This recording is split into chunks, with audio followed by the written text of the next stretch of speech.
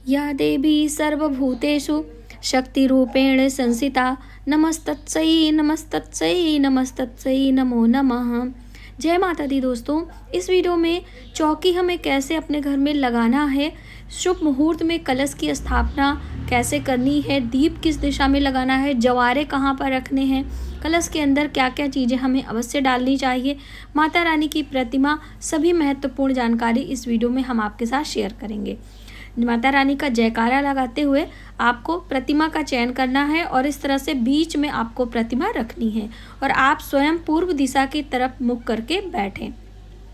और दीपक किस तरह से लगाना है, उससे पहले आप ये जानें कि आसन हमेशा अनाज का दिया जाता है। धन धान्य की कभी कमी नहीं होती, इसलिए अनाज का आसन देते हैं। यदि कोई परेशानी है तब आप फूलों का भी आसन दे सकते हो।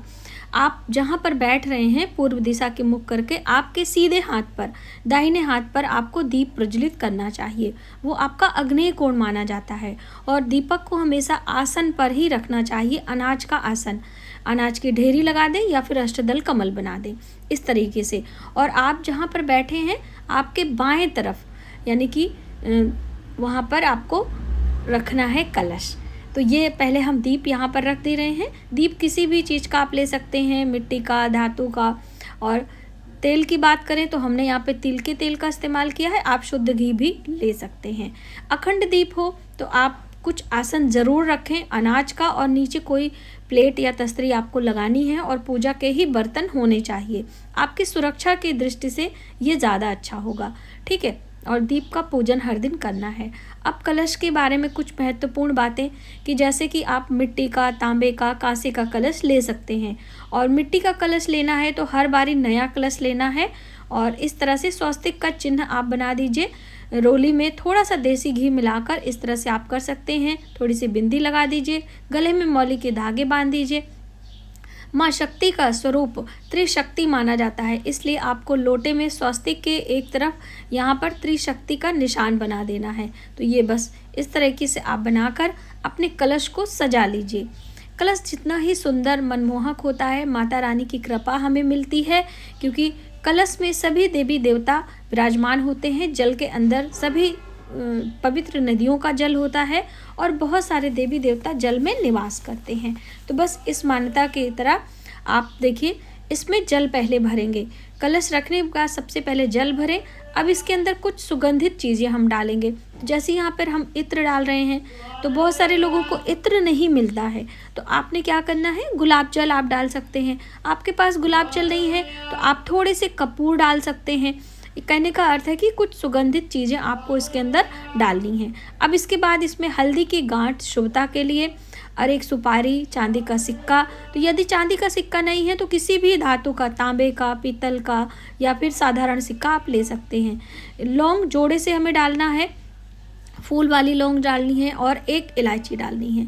तो बस इस तरह से कलश के अंदर इन विशेष चीज़ों को डालकर हम इसमें पंच पल्लव लगाते हैं। तो देखिए 5 अलग अलग प्रकार के पंच पल्लव कहे जाते हैं, जिसमें आम के पत्ते, अशोक के पत्ते, पीपल के पत्ते, बरगद के पत्ते, इस तरह से आप औषधि युक्त पवित्र जो हमारे देव वृक्ष होते हैं उनके पत्ते हम इसमें डालते हैं। यदि आपको नहीं मिलता है तो आप सिर्फ आम या फिर अशोक के पत्ते या पान के पत्ते भी ले सकते हैं।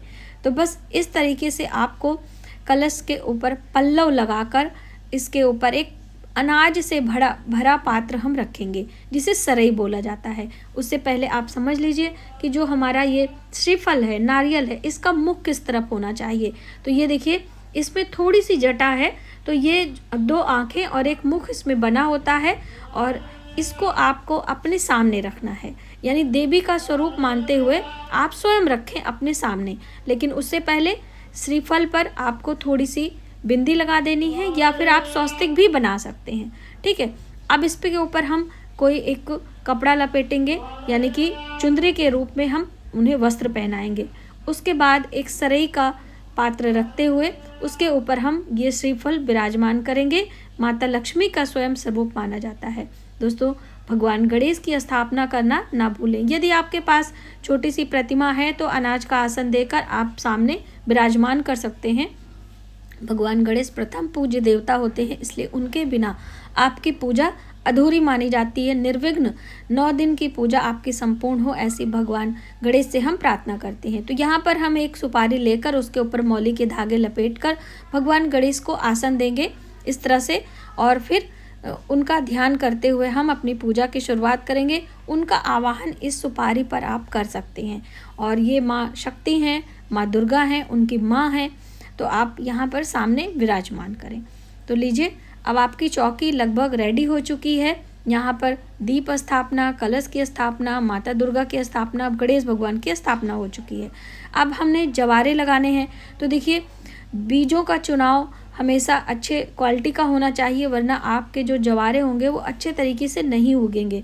तो इसके लिए आपको इन्हें धोकर साफ कर लेना है। जो भी गंदगी होगी ऊपर आ जाएगी और अच्छे अनाज आपके नीचे बैठ जाएंगे। तो इस तरीके से आप इन्हें 4 से 5 घंटे के लिए भिगो भी सकते हैं, तो आपके जवारे अच्छे तरीके से उगेंगे। तो इन्हें हम भीगने के लिए छोड़ देते हैं। उसके बाद हम मिट्टी का चुनाव और पात्र का चुनाव करते हैं। तो देखिए, आप मिट्टी का बर्तन ले सकते हैं या आपके घर में कोई भी पात्र हो, आप उसमें जवारे लगा सकते हैं। डायरेक्टली ज़मीन में भी जवारे उगाए जाते हैं। तो यहाँ पर मिट्टी को हमने थोड़ी सी गीली कर दी है। और दोस्तों, भुरभुरी मिट्टी में आपके जवारे अच्छी तरीके से उगते हैं। यदि चिकनी मिट्टी है तो थोड़ी सी प्रॉब्लम हो सकती है, तो आप उनमें कुछ जैसे कि बालू रेती वगैरह मिला दीजिए। और यदि आपकी पुरानी मिट्टी है, हर बारी आप उसी मिट्टी का इस्तेमाल करते हैं, तो हो सकता है आगे फंगस वगैरह लग जाए। तो इससे बचने के लिए आपको थोड़ी सी हल्दी इसमें डाल देनी है। हल्दी एंटीबायोटिक का काम करती है, तो इसलिए आपको इन बातों का ध्यान रखना है।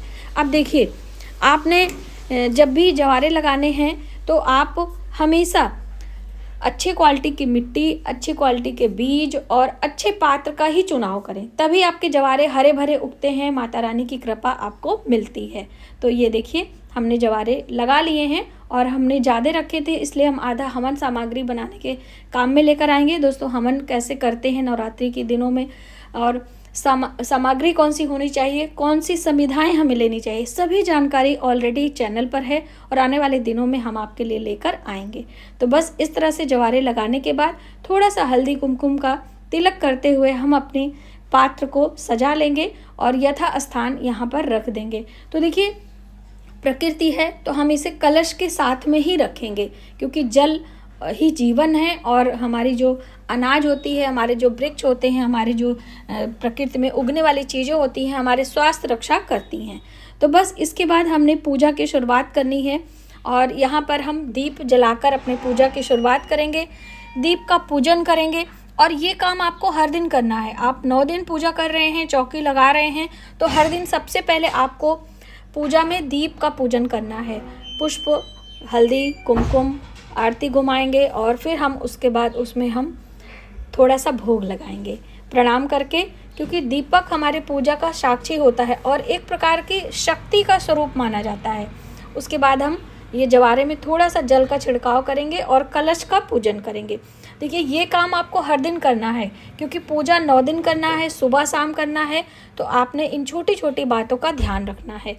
तो जैसे कलश एक दिन आपने लगा लिया, लेकिन पूजन हर दिन करना है।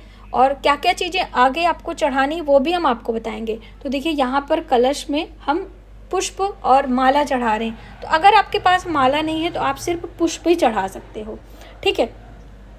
उसके बाद बारी आती है भगवान गणेश के पूजन की। तो भगवान गणेश को प्रणाम करेंगे, आवाहन करेंगे। अब हम स्नान कराएंगे। स्नान कराने का भाव करते हुए आपको वस्त्र के रूप में मौली के धागे, तो यहाँ पर मौली के धागे आप पहना दीजिए। उसके बाद हल्दी कुमकुम का तिलक करेंगे, पुष्प चढ़ाएंगे। जैसे आप अन्य देवी देवताओं की पूजा करते हैं उसी तरीके से आपने सभी चीज़ें भगवान गणेश को चढ़ाते हुए, और जनेऊ चढ़ाना ना भूलें। दोस्तों, जनेऊ हमेशा देवताओं को चढ़ाई जाती है जब भी हम भगवान श्री कृष्ण की पूजा करते हैं, या फिर हम बात करें कि शिव भगवान की पूजा करते हैं, राम जी की पूजा करते हैं, तो जनेऊ अवश्य चढ़ाएं। और थोड़ी सी हल्दी का तिलक कर दें, क्योंकि सादा जनेऊ नहीं चढ़ाया जाता है। तो यहाँ पर हमने ये दूर्बा घास चढ़ाई है, उसके बाद ये जनेऊ चढ़ा रहे हैं। तो देखिए, समी पत्र, बिल पत्र, दूर्बा, सभी प्रकार के पत्र भगवान गणेश को प्रिय होते हैं। तो आप जितने भी आपको मिल जाए, कभी भी किसी सामग्री को लेकर आपको मन में विचार नहीं आने चाहिए। जो आपके पास अवेलेबल है आप उसको चढ़ाकर आगे की पूजा प्रारंभ करें। जब आपको 9 दिनों में वो चीज़ें व्यवस्थित हो जाएं तब आप उसको देवी देवताओं को अर्पित करें।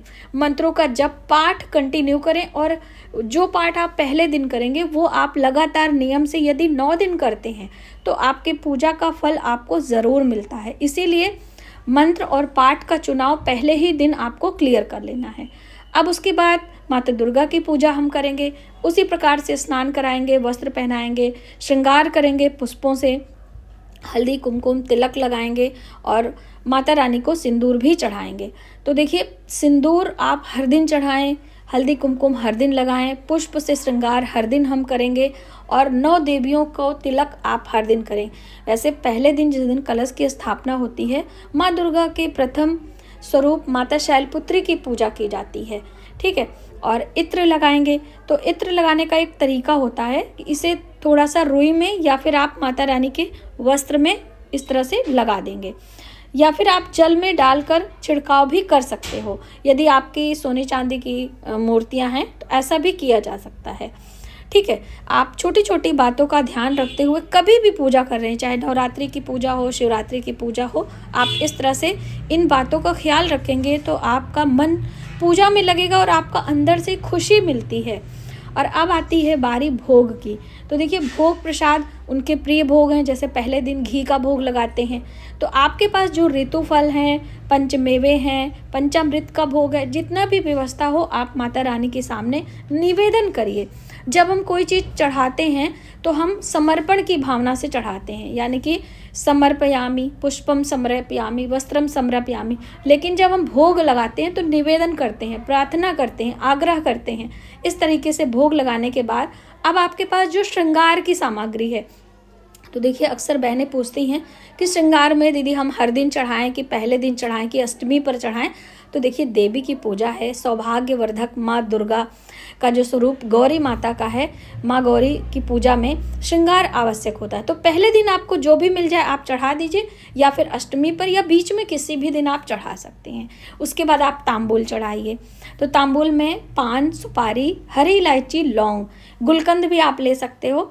इस तरह से आपको माँ दुर्गा को गुलकंद यानी कि पान भेंट करना है। उसके बाद आप साथ में दक्षिणा भी भेंट कर दीजिए और धूप दीप दिखाते हुए माता की आराधना शुरू करेंगे। अब हमारी पूजा शुरू होती है। ये तो आपका भाव था, आपकी प्रेम और श्रद्धा थी। तो इस तरह से धूप दिखाते हुए, दीप आपको अलग से जलाने की ज़रूरत नहीं, ये जो दीप है बस इसी को हल्का सा भाव से आप कर दीजिए, आपका दीप हो जाता है। तो यहाँ पर हमारी पूजा, ये देखिए प्रकृति की भी पूजा, थोड़ा सा हल्दी कुमकुम लगा दीजिए, थोड़ा सा पुष्प चढ़ा दीजिए यहाँ पर। और उसके बाद अब आपको पाठ करना है और मंत्र जप करना है। तो यहाँ पर हर दिन ध्यान रखें कि मौसम थोड़ा गर्म है, तो यदि आप थोड़ा सा भी विचलित हो जाएंगे तो आपके जवारे अच्छे नहीं आएंगे। इसलिए हर दिन पूजा में सुबह शाम थोड़ा थोड़ा जल का छिड़काव करना है। अब बारी आती है पाठ करने की। तो देखिए, ऐसा नहीं है कि आप माँ लक्ष्मी के मंत्रों का जप या फिर गायत्री माता के मंत्रों का जप नहीं कर सकते हो। जिसमें भी आपकी श्रद्धा हो आप कर सकते हो। दुर्गा सप्तशती पाठ करने का एक खास नियम होता है। यदि आप उन नियमों का पालन नहीं कर पा रहे हैं तो आप दुर्गा सप्तशती में से ही लिया गया, जैसे कि दुर्गा सप्तशती का पाठ मार्कंडेय पुराण से लिया गया है, ठीक है। तो आप इसमें से आप कवच, अर्गला और कीलक और लास्ट में सिद्ध कुंजिका स्त्रोत का पाठ करते हुए माता दुर्गा की आरती आपको हर दिन करनी चाहिए। या फिर माँ दुर्गा के 32 नाम हैं, 108 नाम हैं, उन नामों को भी मंत्र के रूप में आप साध सकते हैं। इसी को साधना, इसी को पाठ कहते हैं। तो बस इनमें से जो आपका श्रद्धा हो, जिसमें आपका भाव अधिक हो, आप इस तरह से पाठ का चुनाव करें। और हिंदी में करें, संस्कृत में करें, इंग्लिश में करें, जो भी भाषा आपको सही तरीके से आती है आप करें। ईश्वर को हर भाषा आपके भाव के रूप में समझ में आता है, ठीक है। तो बस ये पाठ करने के कुछ छोटे से नियम थे जो मैंने आपको बताने का प्रयास किया है।